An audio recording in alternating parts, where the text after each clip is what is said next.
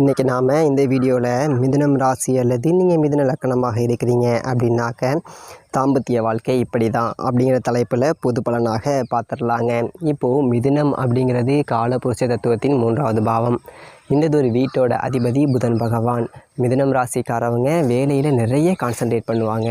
உழைப்பு உழைப்பு உழைப்பு, புத்திசாலித்தனம், ஞானத்தோடு கூடிய கல்வியை பெற்றிருப்பாங்க. அதாவது உயர்கல்வி எப்படினாலும் பெற்றிருப்பாங்க. மேக்சிமம் ஆசிரியர் தொழில், வாக்கால் பிழைக்கக்கூடிய தொழில், நிதி நிர்வாகம், வங்கித்துறை, அக்கௌண்ட்ஸு, ஆடிட்டிங்கு, ஜவுளி வியாபாரம், அதே போல் அக்ரிகல்ச்சர், இந்த மாதிரியான துறைகளில், மருத்துவம் சார்ந்த துறைகளில் இவர்கள் சாதிக்கக்கூடியவர்களாகவே இருப்பாங்க. நிறைய பேர் ஒரு சாதாரண லெவலில் இருந்தாலும் கூட தன்னுடைய படிப்பால் அல்லது தன்னுடைய திறமையால் மிக உயர்ந்த இடத்தை பிடிக்கிறாங்க. வாழ்க்கையில் எல்லா வசதி வாய்ப்புகளையும் பெறுறாங்க. புத்திசாலித்தனத்தால் மற்றவர்களை ஜெயிக்கிறாங்க. அதாவது சிறந்த ராஜதந்திரி அப்படின்னு சொல்லலாம் மிதுனம் ராசி. இப்போது மிதுனம் ராசி பிறந்தவங்க மற்றவங்களை வசீகரிக்கக்கூடிய ஒரு ஆற்றல், அல்லது பெண்களாக இருந்தால் கூட ரொம்ப மற்றவங்களை கவரக்கூடிய அழகு அதிகமாக இருக்கும். யார்கிட்டயா கொஞ்ச நேரம் பேசுகிறாங்க அப்படின்னா கூட பேசுகிறவங்க, அதாவது இவங்கக்கிட்ட பேசக்கூடிய எதிர்ப்பாளினர் ஒரு நிமிஷம் காதல் ஏற்படக்கூடிய ஒரு வாய்ப்பு ஏற்படும். சில பேர் ப்ரப்போஸ் கூட பண்ணுவாங்க. அப்ரோச்சஸ்லாம் நிறையாக வரும் பெண்களாக இருந்தாங்க அப்படின்னு. இன்னொரு முக்கியமான விஷயம், தனிப்பட்ட முறையில் ஜாதகம் பார்க்க இந்த வாரத்துக்கான அப்பாயின்மெண்ட் ஃபிக்ஸ் பண்ண சொல்லி நிறைய பேர் கேட்டிருந்தீங்க. இப்போது ரூபாய் 300 தெளிவாகவும் விளக்கமாகவும் ஜாதகம் பார்த்து தரோங்க. தாழ்மையான வேண்டுகோள், இந்த நம்பருக்கு ஃபோன் கால் அல்லது வாட்ஸ்அப்பில் கூட நீங்கள் கேட்டு உங்களுடைய அப்பாயின்மெண்ட் அப்படிங்கிறத ஃபிக்ஸ் பண்ணிக்கலாம். உங்களுக்கு தேவையான அனைத்து டீட்டெயிலும் நம்ம டீமில் இருக்கிறவங்க கொடுத்துருவாங்க. அப்பாயின்மெண்ட் டேட் மற்றும் டைம் ஃபிக்ஸ் பண்ணதற்கு பிறகு அந்த நேரத்தில் நான் உங்களுக்கு ஃபோன் கால் பண்ணி ஜாதகம் பார்த்து பலன்கள் அப்படிங்கிறது சொல்லிடுவாங்க. ஜஸ்ட் நீங்கள் வாட்ஸ்அப் அல்லது ஃபோன் காலில் உங்களுக்கான டவுட் அப்படிங்கிறத கேட்டுக்கலாம். சரிங்க, உங்களுக்கான அப்பாயின்மெண்ட் அப்படிங்கிறத டைம் ஃபிக்ஸ் பண்ணிக்கலாம். நிறைய பேர் எவ்வளோ நேரம் ஆகும் அப்படி சொல்லிட்டு கேட்குறாங்க. ஃபஸ்ட்டு நம்ம உங்கள் ஜாதக கட்டத்தை பார்த்துட்டு ஜனனகால பலன்கள் அப்படிங்கிறத சொல்லிவிடுவோம். அதாவது உங்கள் ஜாதகக்காரங்களுடைய வாழ்க்கை எப்படி இருக்கும், கேரக்டர் எப்படி இருக்கும் அப்படிங்கிறத சொல்லிவிடுவோம். அதுக்கப்புறம் கோட்சார பலன்கள் அடிப்படையில் கடைசி ஒரு வருஷம் எப்படி இருந்துச்சு, எதிர்காலம் வரக்கூடிய ஒரு வருடங்கள்லாம் எப்படி இருக்கும் அப்படிங்கிறதெல்லாம் பார்த்துடலாம். அட் லாஸ்ட் பார்த்தீங்க அப்படின்னா இந்த டைமில் என்னென்ன நடக்கும், இந்த நேரங்களில் நீங்கள் என்ன செய்யணும், அதாவது ஜாதகத்தின் அடிப்படையில் இதெல்லாம் பார்த்துட்டு உங்களுக்கு தெளிவான ஒரு விளக்கமான பலன்கள் அப்படிங்கிறத சொல்லிவிடுவோம். இதை தாண்டி உங்களுக்கு ஏதாவது சந்தேகம் இருந்துச்சு அப்படின்னா கூட நீங்கள் கேட்டுக்கலாம். ஒவ்வொரு ஜாதகத்துக்குமே 30 நிமிஷம் வரைக்கும் நம்ம எடுத்துப்போம். தெளிவாகவும் விளக்கமாகவும் பொறுமையாகவும் உங்களுக்கு எல்லாமே சொல்லிவிடுவோம். இது இல்லாமல் உங்களுக்கு ஏதாவது சந்தேகம் இருந்துச்சு அப்படின்னா கூட நீங்கள் டவுட்டு கேட்டுக்கலாம். கடைசியாக ஜாதகம் இல்லைனாலும் பரவாயில்ல, பிறந்த தேதி, பிறந்த நேரம், பிறந்த இடம் மட்டும் சொன்னாலே போதும், நான் உங்களுக்கு ஜாதகம் பார்த்து பலன்கள் அப்படிங்கிறது சொல்லிவிடுவோம். நீங்கள் ஜஸ்ட்டு வாட்ஸ்அப்பில் ஜஸ்ட்டு ஒரு மெசேஜ் அல்லது ஒரு ஃபோன் கால் பண்ணாலே போதுங்க. சரி, வாங்க நாம் வீடியோக்குள்ளே போகலாம். அதே போல் இந்த மிதுனம் ராசியில் பிறந்தவங்க பெரும்பாலும் காதலித்து கல்யாணம் பண்ணுறாங்க. அதில் இந்த மிருகசீரிஷம் நட்சத்திரத்தில் பிறந்தவர்களுக்கு காதல், இந்த முதல் வாழ்க்கை, இது எல்லாமே கொஞ்சம் ட்ரபிள் கொடுக்குது. அவங்க வாழ்க்கையில் அவசரப்பட்டு காதலிச்சிருவாங்க. அந்த காதல் வாழ்க்கையில் பிரிந்து அதுக்கப்புறமா வேறொரு கல்யாணம் பண்ணக்கூடிய ஒரு சூழ்நிலை ஏற்படும். அதாவது காதல் பிரிஞ்சு வேற ஒருத்தரை கல்யாணம் பண்ணுற மாதிரி இருக்கும். சில பேருக்கெல்லாம் பார்த்தீங்க அப்படின்னா அவசரப்பட்டு அல்லது ஒரு நிர்பந்தத்தால் உடனடியாக கல்யாணம் ஆகிரும். அந்த ஒரு கல்யாண வாழ்க்கையும் பாதிக்கப்படுறாங்க. சில பேருக்கு ரொம்ப நாள் காதலித்து அவங்களுடைய சேரணும் அப்படிங்கிறதுக்காக பெற்றோருடைய சம்மதத்துக்காக கல்யாணம் பண்ணணும்னு சொல்லிட்டு பொறுமையாக கல்யாணம் பண்ணுவாங்க பாருங்கள், அவங்களுடைய லைஃப் நல்லாயிருக்கும். அதாவது மிதுனம் ராசியை பொறுத்த வரைக்கும் லேட்டாக கல்யாணம் பண்ணுறது பெட்டர். அதாவது ராகு தசை வரும். மிருகசீரிஷம் நட்சத்திரத்துக்கு முதலையே சின்ன வயசுலேயே ராகு தசை வருது அப்படின்னா ராகு திசையில் கல்யாணம் பண்ணுறது தவிர்ப்பது நல்லது. திருவாதிரை நட்சத்திரத்தில் பிறந்தவர்களுக்கும் திருமணம் லேட் ஆகுது. திருமண வாழ்க்கையில் மகிழ்ச்சி இல்லாமல் பிரிந்திருக்கக்கூடிய ஒரு சூழ்நிலைகளும் நிறைய நண்பர்களுக்கும் உண்டு. புனர்பூசம் நட்சத்திரத்தை பற்றி சொல்லணும் அப்படின்னாக்க புத்திசாலிகள், ராஜதந்திரிகள் மற்றும் குடும்ப வாழ்க்கையில் கருத்து வேறுபாடுகள் நிறையவே இருக்கும். புனர்பூசம் நட்சத்திரத்துக்குமே மேரேஜ் லேட் ஆகும்.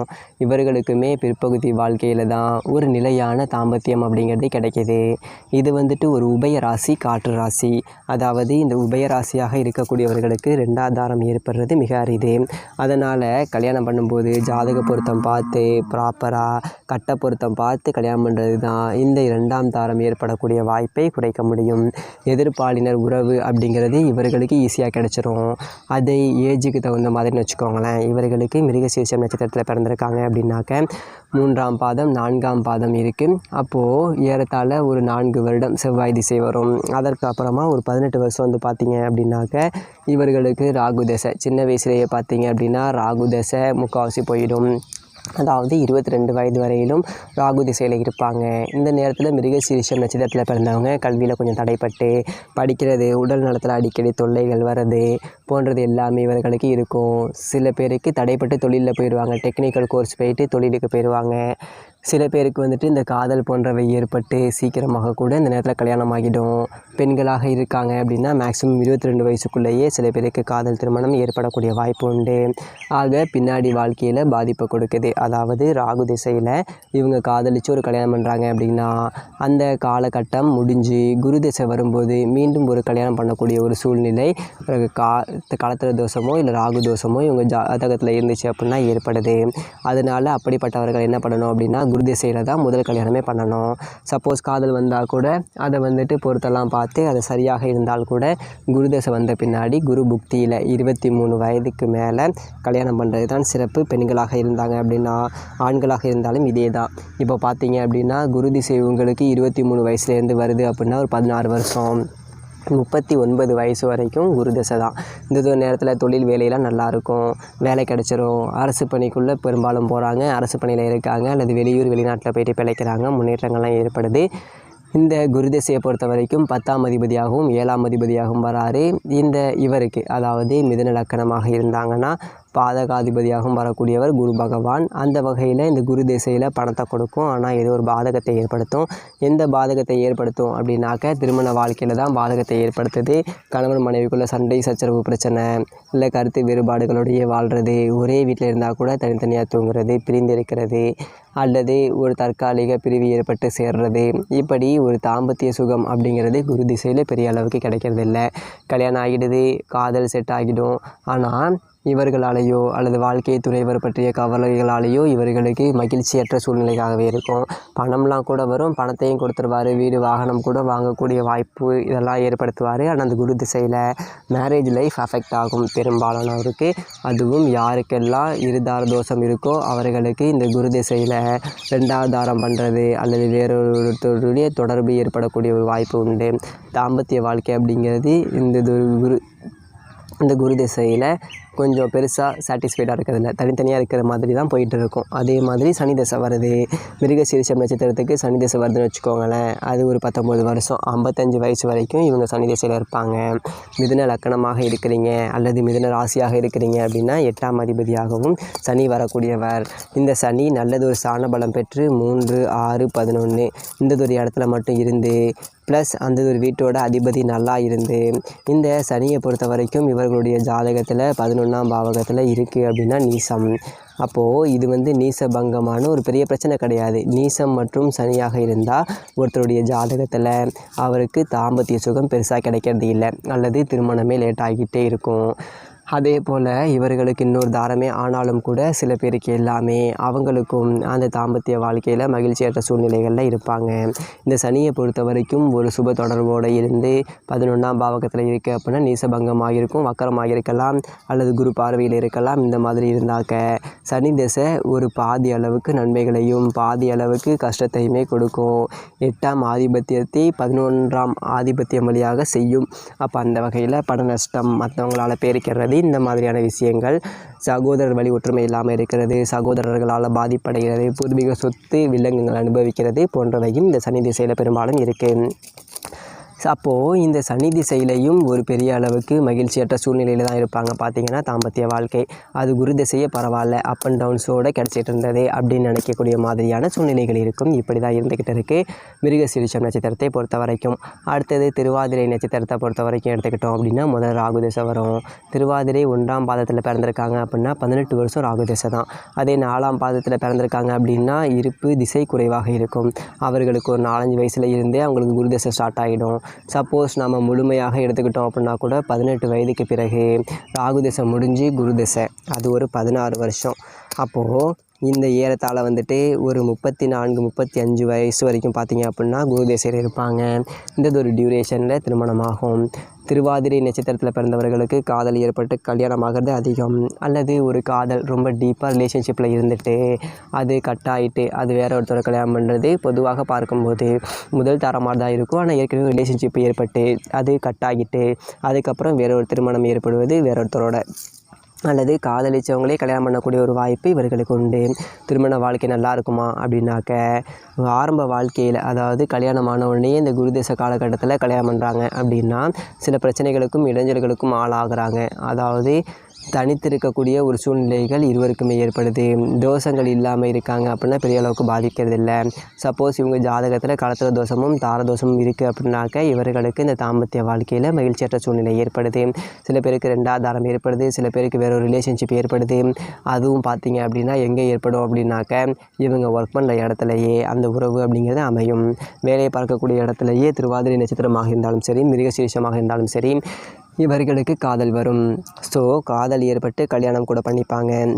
அல்லது கல்யாணம் வாழ்க்கைக்கு பிறகு கூட பார்த்தீங்க அப்படின்னா ஒர்க் பண்ணுற இடத்துலையே எதிர்ப்பாளினருடைய ரிலேஷன்ஷிப் அல்லது ஒரு தொடர்பு ஏற்படுறது போன்றவை எல்லாம் இந்த இடத்துலேருந்து அவங்களுக்கு ஏற்படும். வேலையை பார்க்கக்கூடிய இடத்துலையே அந்த தொடர்பு ஏற்படும். அதனால் சில பிரச்சனைகளுக்கு உள்ளாவாங்க. பெருக்கிறது, வேலையை விட்டுட்டு போகிறது, பணம் செலவு பண்ணுறது, அதிலெல்லாம் இவங்களுக்கு பாதிப்பு அப்படிங்கிறத கொடுக்கும். அதே போல் இந்த திருவாதிரை நட்சத்திரத்துக்கு இது அதிகம். சரிங்களா? குருதேசம் முடிஞ்சு சனி தசை அப்படிங்கிறது ஒரு 35 வயசில் இருந்து ஸ்டார்ட் ஆகுது அப்படின்னா கூட ஏறத்தாழ ஒரு 55 வயது வரையிலும் ஒரு 54 வயது வரையிலும் சனி திசை இருக்கும். இந்த சனி திசை காலகட்டம் இவர்களுக்குமே பாதி நன்மை பாதி தீமையையும் தருகிறது. அதாவது 8ஆம் ஆதிபத்தியத்துடைய வேலை செய்யும். இந்த சனியை பொறுத்த வரைக்கும் இந்த உபஜய ஸ்தானங்களில் இருந்து சுப தொடர்புகளோடு இருக்குது அப்படின்னாக்க பெரிய அளவுக்கு பாதிப்பு கொடுக்கறதில்ல. ஈவன் 12ஆம் பாவகத்திலேயே சனி பகவான் இருக்காருன்னா கூட ஊர் போயிட்டு வெளியூரில் வேலை பார்ப்பாங்க, தனித்திருப்பாங்க. உடல் நலத்தில் அடிக்கடி நோய்கள் வரும். சனிக்கு அந்த ஒரு சுக்கிரன் பார்வையோ அல்லது சுக்கிரனோட அந்த வலிமை, சுக்கிரன் நல்ல ஸ்தான பலம் பெற்று இருக்குது அப்படின்னாக்கா 12ஆம் பாவகத்தில் சனி இருந்தால் அந்த திசை நடக்குது அப்படின்னா அந்நிய தேசத்தில் வாழ்வாங்க.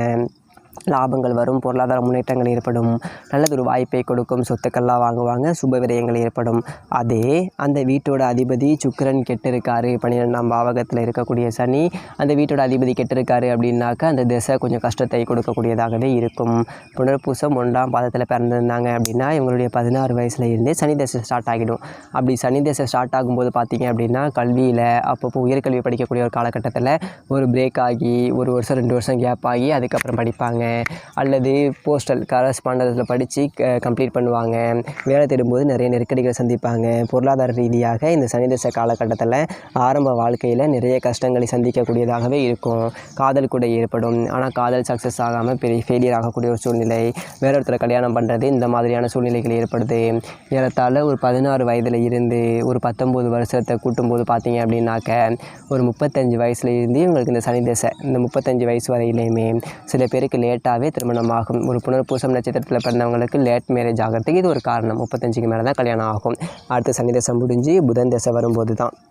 அப்போது 35 வயசு வரைக்குமே இந்த தாம்பத்திய சுகம் இல்லாமல் இருக்கிறாங்க, அல்லது நிரந்தரமாக கிடைக்காம இருக்கிறாங்க, அல்லது ஏதோ ஒரு வகையில் வாழ்க்கை துணையர் அமையாமல் வாழ்க்கை துணைவர் அமைந்தாலும் பிரிந்திருக்கக்கூடிய சூழ்நிலைகள் சனி திசையில் ஏற்படுது. அதே போல் அதுக்கப்புறம் புதன் திசை இவங்களுக்கு நல்லாவே இருக்குது ஓரளவுக்கு. என்னதான் இருந்தாலும் மிதுன லக்கணமாக இருந்தால் லக்னாதிபதியோட திசை, அதனால் ஓரளவுக்கு பொருளாதார வலிமையும் முன்னேற்றத்தையும் கொடுக்குது. தாம்பத்திய வாழ்க்கையிலையும் சுகம் பெறுறாங்க. ஆனால் கடன் படுறது, உடல் நலத்தில் தொந்தரவுகள் ஏற்படுறது போன்றவை 35 வயசுக்கு மேலே புனர்பூசம் நட்சத்திரத்தில் பிறந்தவர்களுக்கு ஏற்படுது. சில பேருக்கு வழக்குகள்லாம் கூட ஏற்படும். சட்ட ரீதியான பிரச்சனைகளை கூட சந்திப்பாங்க. ஜாதகத்தில் புதன் இருந்து வலிமையை பொறுத்து பலன்கள் இருக்கும். சுப வலிமை பெற்றிருந்தால் மேக்ஸிமம் பாசிட்டிவாகவே இருக்கும் இந்த ஒரு காலகட்டம் அவர்களுக்கு. ஸோ இப்போது நம்ம ஒரு பார்ட்னர்ஷிப் வரும்போது ஏதாவது மிதுனம் ராசிக்காரர்களுக்கு பார்த்தோம் அப்படின்னா இந்த தாம்பத்திய வாழ்க்கை அப்படிங்கிறது ஒரு நிரந்தரமாக கிடைக்காம ஒரு அப் அண்ட் டவுன்ஸோடையே தான் இருக்கும். ஒரு முழுமையான மகிழ்ச்சி இல்லாமல் இருக்கும். ஆனாலும் தனிப்பட்ட முறையில் இவங்களுடைய ஜாதகத்தில் லக்னத்துக்கு 12ஆம் பாவகம் அயன போகஸ்தானம், இந்த 12ஆம் பாவகத்தில் இருக்கக்கூடிய கிரகங்களை பொறுத்தும் தாம்பத்திய சுகம் அப்படிங்கிறது தனிப்பட்ட ஒரு மனிதருக்கு கிடைக்கிது. இந்த இடத்துல சுக்கிரனே ஆட்சி பெற்றிருக்கு அப்படின்னாக்க நல்லதொரு தாம்பத்திய சுகம் அப்படிங்கிறது இருக்கும். செவ்வாய் இருந்தாக்க சாம்பத்திய சுகம் அப்படிங்கிறது லேட் ஆகும், அதாவது திருமணமே லேட் ஆகும். திருமண வாழ்க்கையில் பிரச்சனைகள் பிரிவுகள் போன்றவை இருக்கும். அதே 12ஆம் பாவகத்தில் சனி இருந்தாலும் பிரச்சனை இருக்கும். 12ஆம் பாவகத்தில் கேதுவோ அல்லது சூரியனோ இருந்தாலும் தாம்பத்திய சுகம் பெருசாக மகிழ்ச்சியை கொடுப்பதில்லை, அல்லது அதற்கான சூழ்நிலைகள் அமையாமல் இருக்கும். தாம்பத்திய சுகம் பெரிதாக கிடைப்பதில்லை, தனித்து இருக்கிற மாதிரியே இருக்கும் சூரியன் இருந்தாக்க. ஸோ இது எல்லாம் நாம் சுய ஜாதகத்தை செக் பண்ணி தெரிந்து கொள்ளலாம். தெரிந்து கொண்டு அதற்கு தகுந்த பொருத்தங்கள் சேர்க்கும் பொழுது ஓரளவுக்கு மகிழ்ச்சியான வாழ்க்கையை அமைத்து கொள்ள முடியும். ஆக இந்த ஒரு பதிவு உங்களுக்கு பிடிச்சிருந்துச்சு அப்படின்னா லைக் பண்ணுங்கள், இதை மற்றவர்களுக்கும் ஷேர் பண்ணுங்கள். இன்னும் நம்ம சேனலில் சப்ஸ்கிரைப் பண்ணாமல் பார்க்குறவங்க சப்ஸ்கிரைப் பண்ணிவிட்டு கண்டினியூ பண்ணுங்கள். இதன் மூலமாக உங்களுக்கு சரியான ஜோதிட தகவல்களும் ஆன்மீக தகவல்களும் கிடைச்சிருக்கும். மேலும் தனிப்பட்ட முறையில் ஜாதகம் பார்க்க கீழே இருக்க நம்பருக்கு கான்டாக்ட் பண்ணுங்கள். தெளிவாகவும் விளக்கமாகவும் பொறுமையாகவும் ஜாதகம் பார்த்த பலன்கள் அப்படிங்கிறது சொல்லப்படும். நன்றி, வணக்கம்.